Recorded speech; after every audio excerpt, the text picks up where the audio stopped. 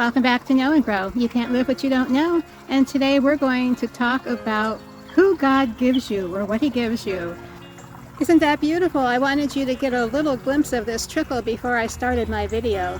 I hope you can hear it throughout the video. It's lovely. Now, we haven't had a ton of rain, so it's a small trickle, but I can hear it, and I love the sound of that water. Why don't you go ahead and put a thumbs up or a like, comment, share, whatever kind of social media that you're watching on today. Go ahead and do that for me, and that helps it get out to more people. Thanks so much. And I was reading, or actually I'm listening through the Bible this year on Audible, and today I was listening to how David's army grew. Do you know how he started off, though? He started off with vagabonds. Here's a list of the kinds of people that he started off with. Look at this list. My. Now, he could have complained, couldn't he?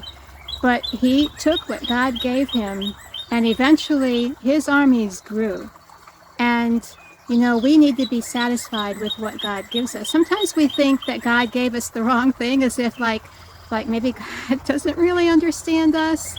That, God, if you really understood me, you'd know I need this, or this.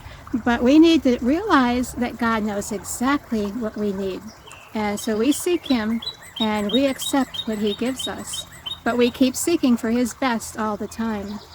Now, the other thing I was remembering was Jesus' disciples. Do you realize He didn't go to the university of the time, to where they were training all of the priests and Levites?